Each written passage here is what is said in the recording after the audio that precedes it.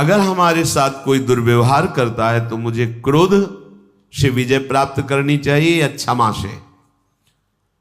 तो उन्होंने कहा कि दोनों अपनी जगह ठीक है। ना तो सदा क्रोध ही करना चाहिए और ना सदा ही कोमल बने रहना चाहिए। विवेक पूर्वक देखना चाहिए कि इस समय आवश्यकता किसकी है, तेज धारण करने की या शांत होकर सहने की। जो इस विवेक को नहीं धारण करता है वो अपने सतमार्ग को खो देता है। अब आपके गुरु निंदा कोई कर रहा है, इष्ट निंदा कर रहा है, धर्म विरुद्ध आपके साथ व्यवहार कर रहा है, एक बार क्षमा करने का अवसर है। पहली बार जिससे मिले हो और वो गलती कर रहा है तो उससे क्षमा कीजिए, एक बार क्षमा। सावधान, अब दोबारा शब्द नहीं, एक बार क्षमा। अगर दोबारा तो आप में सामर्थ्य हो तो जबान बंद कीजिए, नहीं कान बंद कीजिए और वहां से निकल जाइए। दंड देने की सामर्थ्य अपने लोगों में नहीं है, क्योंकि ईश्वर दंडधारी है, हम उनके दास हैं, वो देख लेंगे। अपने को हट जाना चाहिए। उस सभा में, जिस सभा में अधर्म बर्ताव हो रहा है, यदि आप बैठे रहे तो उसी अधर्म के आप भी भागी बनेंगे। जिसमें संत निंदा हो रही, भगवत निंदा हो रही है, अगर वहां आप चुपचाप बैठे हैं, विरोध नहीं कर रहे हैं, तो वही पाप आपको भी लगेगा जो निंदा करने वाले को लगेगा।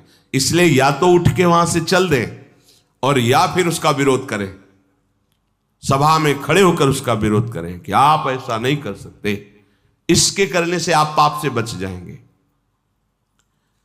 अवसर देख करके कभी कभी शांत होना पड़ता है और कभी कभी भयंकर रूप भी धारण करना पड़ता है। इससे वो अपने परमार्थ को बचा लेता है। तुम्हें क्षमा का अवसर बताता हूं, जैसा मनीषी पुरुषों ने अनुभव करके सिद्धांत लिखा है।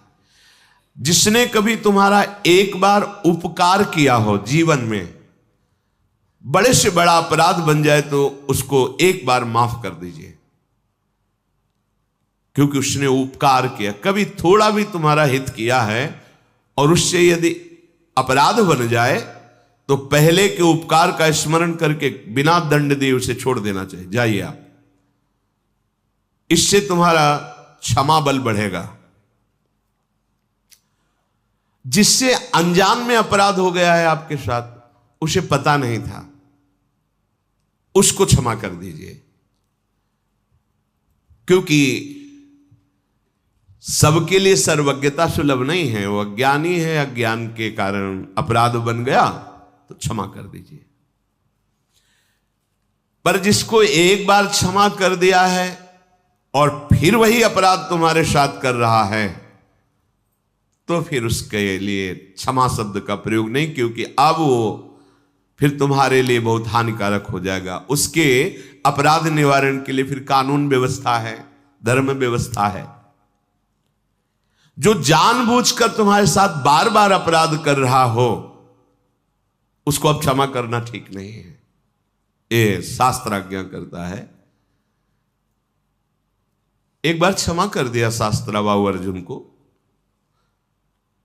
बड़े क्रोध से भगवान परशुराम जी आए, जब सुना कि जमदग्नि जी उनके पिता हैं, यहां से आश्रम का विनाश किया उसने और गौ आदि अपहरण करके ले गए।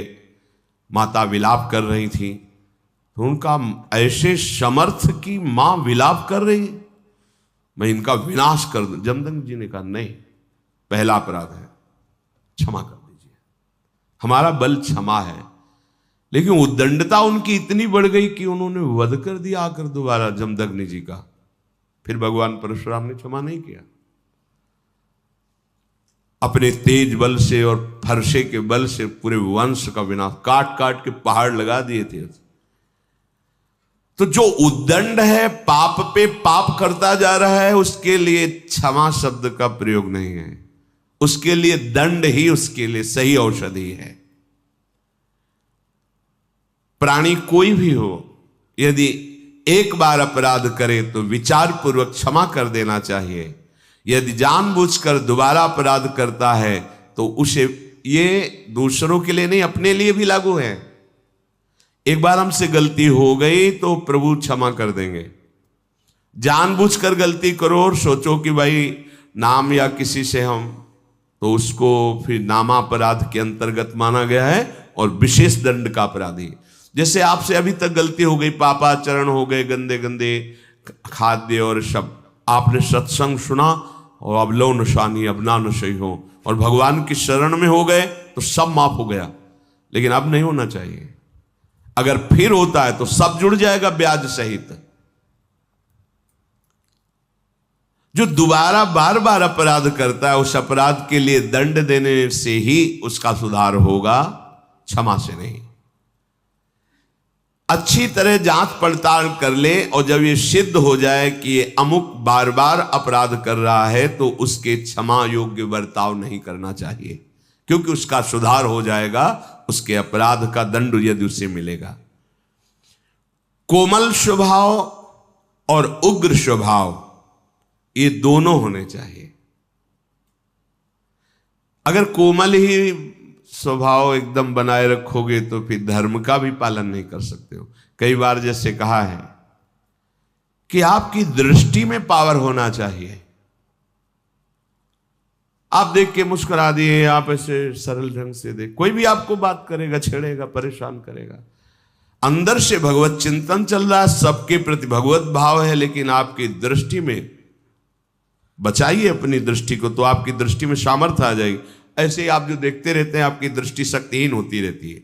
संत अपनी दृष्टि को, तो जितना आप अपनी नेत्रेंद्रिय को फिर आप देखेंगे तो सामने वाले के अंदर जो अपराध वृत्ति भयभीत हो जाएगा।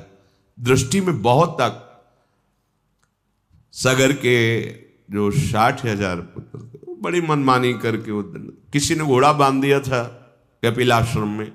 भगवान कपिल देव जी तो अपने ध्यान में ही थे, बड़ी उद्दंडता शुरू कर दी आश्रम में। तो केवल देखा ही था, भस्म हो गए। संकल्प नहीं किया था, ऐसा शास्त्र में लिखा है कि उन्होंने संकल्प किया हो जाओ भस्म, ऐसा कुछ नहीं, केवल देखा ही था, भस्म हो गए। उन्हीं के उद्धार के लिए तो भागीरथी गंगा जी का प्रादुर्भाव भूतल पर हुआ। तो सदैव कोमल स्वभाव नहीं रखना चाहिए। प्राय हमने महापुरुषों में भी देखा है, कभी कोमल बर्ताव तो कभी उग्र स्वरूप। उसे क्या होता है कि उद्दंड मनों पर अपने आप शासन होता है। बहुत दयालु हैं, बहुत कृपालु हैं, बहुत करुणामय हैं, तो आप देखो तुम्हारे मन की दशा क्या। अरे कुछ नहीं, 2 मिनट के बाद तो देखते हैं ना। और जब ये पता है कि अगर तो फिर हमें दंड मिलेगा, निष्कासित कर दिए जाएंगे, नाना प्रकार का क्लेश मिलेगा, तो मन भयभीत होकर सतमार्ग में चलता है। इसलिए भगवान का कभी शांत स्वरूप देखा जाता है, कभी उग्र स्वरूप देखा जाता है। इसलिए कभी गुरुजनों को भी देखा जाता है कि बहुत शांत हैं, तो कभी बहुत दंड विधान पे लागू कर दे, जब बाहर ताला लगा दे, बात नहीं करने, नहीं अंदर प्रवेश निषेध, ऐसा ऐसा। उसे मन को जो आपराधिक प्रवृत्ति में उत्साहित हो रहा था वो भय लगा और सतमार्ग में चल दिया।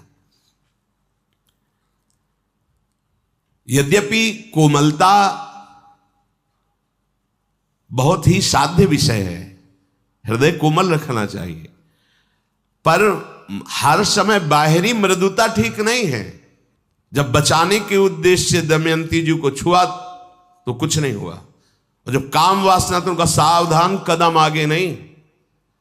अब साधारण भाव नहीं तुम्हारा काम भाव हो गया है। अगर कदम बढ़ाया तो तुम भस्म हो जाओगे, हम पहले तुम्हें बता रहे, बढ़ाया तो भस्म हो गया। हम हित नहीं चाहते किसी का, लेकिन कोई हमारे धर्म पर प्रहार करे, कोई हमारी इज्जत पर प्रहार करे, कोई ऐसा, तो ऐसे भी काम नहीं चलता है। बराबर भगवान भी ऐसे नहीं रहे हैं, और ऋषियों की भी देख लीजिए, जहां हुआ तो फिर इसका भी प्रयोग किया है। कहीं तेज की जरूरत होती है, कहीं क्षमा की जरूरत होती है। हर समय क्षमा ही क्षमा नहीं, और हर समय तेज ही तेज नहीं। क्षमा भी बल है और तेज भी बल है, और वही बलवान है जो भजन बल से युक्त है। जितना तुम में नाम है, हाँ देखा है, नाम का प्रभाव देखा है, भजन का बल देखा है। इसलिए देश काल और परिस्थिति का विचार करके कि इस समय हमें तेज का प्रयोग करना है, या मृदुता का प्रयोग करना है दोनों। अब कोई हमारे गुरुजनों पर प्रहार कर रहा है, कोई आक्षेप कर रहा है, कोई गाली दे रहा है, वहां हमारे भगवान है। नहीं, भगवान नहीं हो। अब पुष्प से पूजा नहीं होगी तुम्हारी। जिनके लिए प्राण समर्पित, अगर एक भी शब्द, तो ये प्राण हम समर्पित कर सकते हैं, लेकिन एक भी शब्द नहीं सुन सकते। ये तेज भागवती को होगा। सर्वम खलमिदम ब्रह्म की सिद्धि किए हुए महापुरुष की बात कह रहे हैं। एक भैरव सिद्ध करने वाला कपाली तांत्रिक भगवान शंकराचार्य जी के पास आया और कहा, महाराज आपके लिए देह तो मिथ्या है। कहा, परम सत्य। तो फिर आपकी गर्दन उतार ले जाए, हमारे सिद्ध काम में आएगी। आप जैसे ब्रह्म ऋषि की अगर परम पवित्र खोपड़ी से जो हम करेंगे तो भैरव सिद्ध हो जाएगा। बोले, हाँ, हमें कोई परेशानी, आप उतार सकते हो, पर अभी उतारोगे तो बहुत से शिष्य हैं, बाधा पहुंचा देंगे। प्रातः 4 बजे ब्रह्म मुहूर्त में आना, हम इस पीपल के नीचे ध्यानस्थ होंगे और तुम गर्दन उतार ले जाना। सत्य बोले, कोई ऐसा नहीं कि कोई प्लानिंग, कुछ नहीं, ब्रह्मस्वरूप। जैसे दधीचि ऋषि से देवताओं ने प्रार्थना की कि आपकी अस्त्रियों से जो अस्त्र बनेगा उससे वृत्तासुर मारा जा सकता, अन्यथा नहीं। शांत हो गए, अपने प्राणों को ब्रह्म में स्थित करके छोड़ दिया शरीर को। और उनके परम पावन दिव्य तपोमयी अस्थियों से वज्रादि बड़े अस्त्र बने, जो अमोघ अस्त्र कहे गए। तो प्रातः 4 बजे वो कपाली भगवान शंकराचार्य जी की गर्दन उतारने के लिए जब आश्रम में प्रवेश हुआ तो स्वामी नरसिंहाश्रम जी ब्रह्मबोध सर्वम खलमिदम ब्रह्म, इसकी सिद्धि प्राप्त किए हुए महापुरुष गंगा से हुंकार मारी और दौड़ पड़े। और गुरुदेव के नजदीक नहीं पहुंचा, उठाकर पटक दिया, फाड़ दिया, जैसे नरसिंह भगवान ने हिरण्यकश्यप को फाड़ दिया उसको। हर समय क्षमा की जरूरत नहीं है, हर समय तेज की भी जरूरत नहीं, अत्यंत आवश्यक है। जहां धर्म जा रहा हो वहां प्राण जाना श्रेष्ठ है, धर्म जाना नहीं। जहां हमारे पूज्य आराध्य देव गुरुदेव का कहीं कोई किसी भी तरह से, वहां हमारे प्राण समर्पित होना परम धर्म होगा, ना कि वहां क्षमा। हां, हमें कोई कष्ट दे रहा है तो एक बार हम विचार करके प्रथम अपराध को क्षमा से उसे उस अपराध से मुक्त करेंगे। लोक में यदि उद्दंडता करने वाले पापी को क्षमा ही करते रहा जाए तो बहुत लोगों को भय प्रदान करेगा। इसलिए कानून बना है, उसे कानून को समर्पित करें। क्योंकि जो दुष्ट स्वभाव वाले जन होते हैं ये भय के द्वारा ही ठीक होते, क्षमा के द्वारा नहीं ठीक होते। कोई ऐसी बिरली घटनाएं होती हैं जो क्षमा से उनका परिवर्तन हो गया कि मैंने अपराध किया, इन्होंने क्षमा किया, उसका हृदय परिवर्तन हो गया। तो इसलिए महाराज आप सदैव क्षमा का ही आश्रय न ले। युधिष्ठिर से कहा कि आप सदैव क्षमा का ही आश्रय न ले। क्रोध, अगर इसको आप बार बार ही उत्तेजना में लाते रहेंगे तो ये क्रोध आपकी उन्नति को नष्ट कर देगा। दोनों बातें देखना है। ये जान लीजिए कि लोक और परलोक दोनों का नाशक क्रोध है। क्रोध जीतने से उन्नति होती है, क्रोध के वशीभूत होने से अवनति होती है। जो जितना क्रोध को अपने काबू में कर लेता है वो उतना ही परमार्थ पथ में आगे बढ़ जाता है। जगत में जो छोटी छोटी बातों में क्रोध करने लगते हैं उनका पतन हो जाता है। इसलिए उपासक को चाहिए कि सर्वनाशक इस क्रोध को पीना सीखे। जब गुस्सा आवे पीना सीखे। पीछे वर्णन कर चुके हैं। देखो, तेज और क्रोध में अंतर होता है। क्रोध होता है कामना के बाद और तेज होता है धर्म संबंध से। जब कोई धर्म का नाश कर रहा हो, जब कोई आराध्य देव, इष्ट देव, गुरुदेव आदि की बात हो तो उस समय एक भागवतिक तेज होता है। और जब हमारी किसी वासना पर प्रहार होता है, हमारी इच्छा पर फिर जो क्रोध होता है उसे पीना सीखना चाहिए। क्रोधी मनुष्य अधिकतर पाप में लग जाता है। अपने माता पिता को पीटते हैं, देखा है, ऐसा देखा है। क्रोध के वशीभूत होकर पूज्य जनों का अपमान करते हैं, क्रोध के वशीभूत होकर के जिनकी स्तुति करना चाहिए उनकी निंदा करते हैं, गाली देते हैं। क्रोधी मनुष्य ये समझ नहीं पाता कि क्रोध के लिए कार्य अकार्य का क्या निर्णय किया गया है। नहीं, बस क्रोध आया तो स्मृति का अपहरण कर लेता है। कामा संजायते क्रोधा, क्रोधा स्मृति विभ्रमा। क्रोध अगर अपनी चरम सीमा पे आ जाए तो अवध्य पुरुष की भी वो हत्या कर देता है। जिसकी पूजा में हमें तत्पर होना चाहिए उसका वो वध कर देता है। क्रोध अगर और बढ़ जाए तो अपने आप को भी आत्महत्या कर सकता है और यमलोक का अतिथि बनकर बहुत दुर्गति को प्राप्त होता है क्रोध। इन दोषों को देख करके उपासक को चाहिए कि इस लोक और परलोक में परम कल्याण के लिए क्रोध को जीतना सीखे। जब तुम परमार्थ में आगे बढ़ोगे तो तुम्हारा अध्यात्म बल बढ़ेगा, तो उसमें तुम्हारे अध्यात्म बल को क्षीण करने के लिए माया ऐसी रचना रचेगी जिससे तुम्हें क्रोध आवे। घटना, व्यक्ति, ऐसा क्रोध, ऐसा देखा भी जाता है, बहुत जल्दी क्रोध आना। अपने और पराये दोनों के हित का विचार करके स्वयं चिकित्सक बनकर अपने क्रोध की चिकित्सा कर लेनी चाहिए। यदि मूढ़तावश तुम क्रोध पे क्रोध ही करते रहे तो तुम्हें क्लेश भोगना पड़ेगा, तुम्हारे सुकृत नष्ट हो जाएंगे।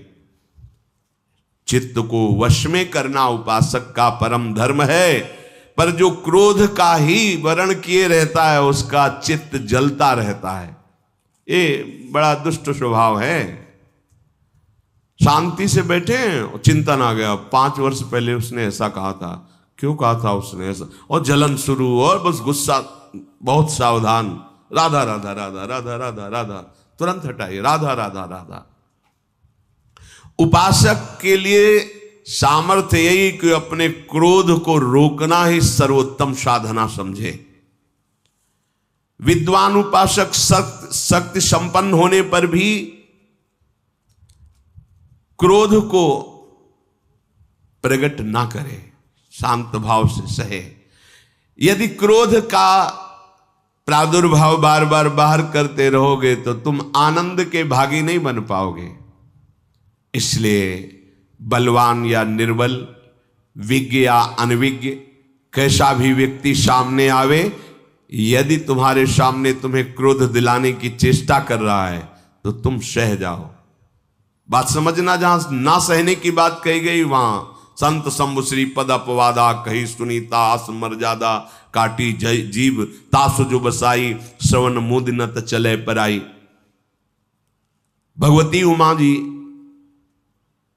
शिव पुराण में पढ़ा, बहुत कठोर तप में संलग्न है महादेव जी के लिए। ये सप्तऋषियों की बाद की बात है, जब सप्तऋषि गए उसके बाद की बात।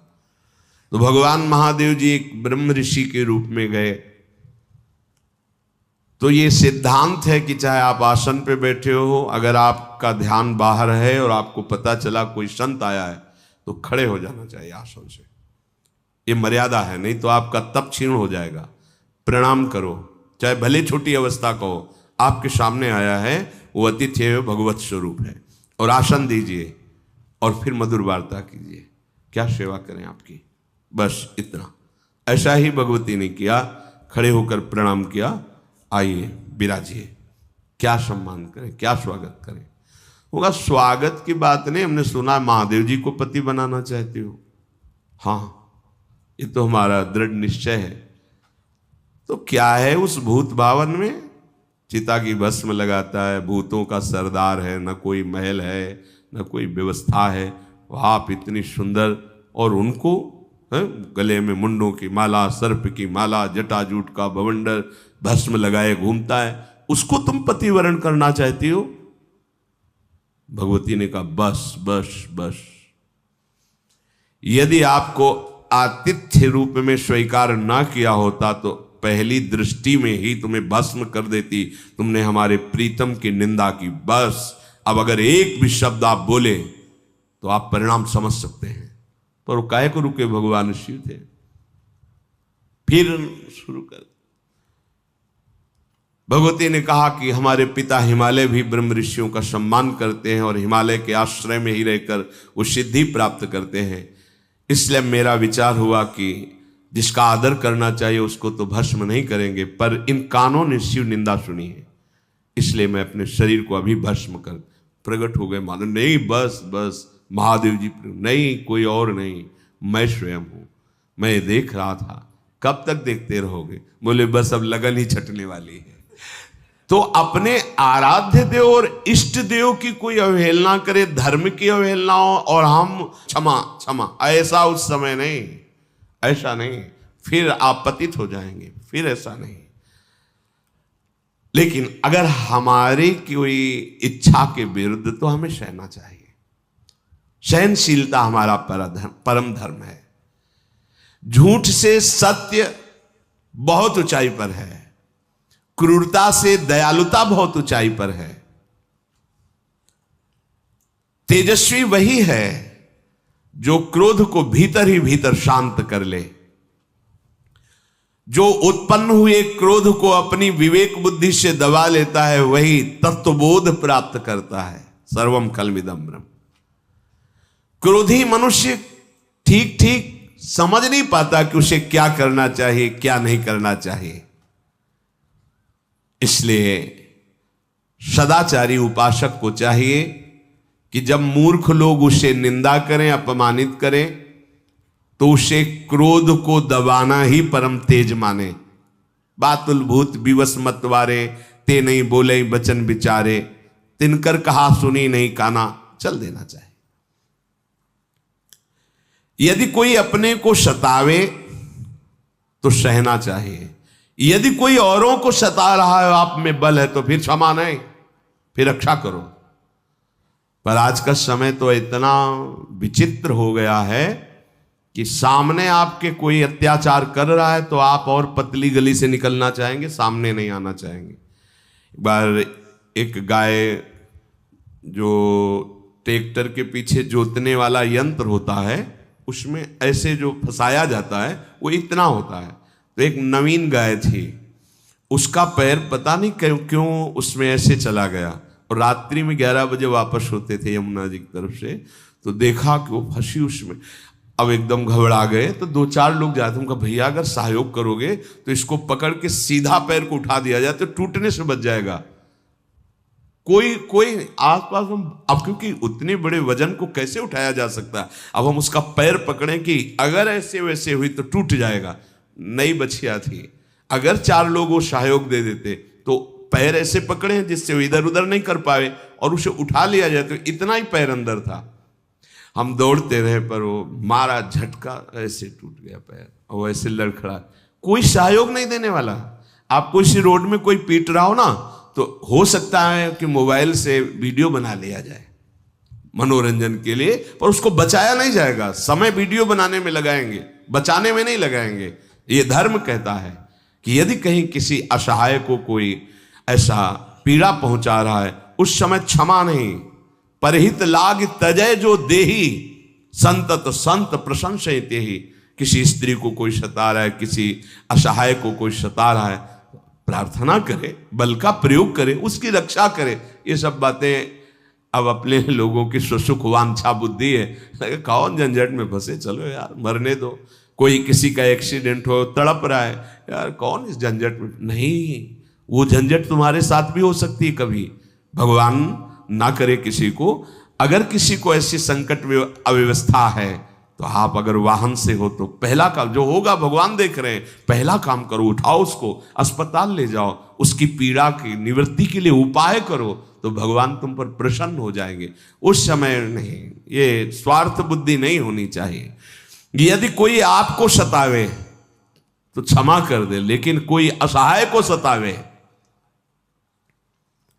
अरे महापुरुषों ने अपने शरीर को, कबूतर आके गोद में गिर गया तो महाराज शिवी ने बाज से कहा तुम मुझे खा सकते हो, कबूतर को नहीं।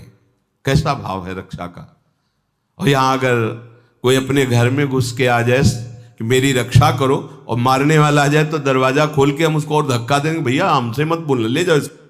धर्म का विचार ही नहीं रह गया, सुसुख वांछा इतनी बढ़ गई है, धर्म की बात नहीं रह गई। यदि हम सदैव क्षमा ही करते रहेंगे तो ठीक नहीं हो, सदैव क्रोध करते रहेंगे तो ठीक नहीं है। इसलिए तेज और क्षमा अवसर पर किया जाए तो ब्रह्मवेत्ता तपस्वी जन कहते हैं कि वो दिव्य लोकों को प्राप्त होता है।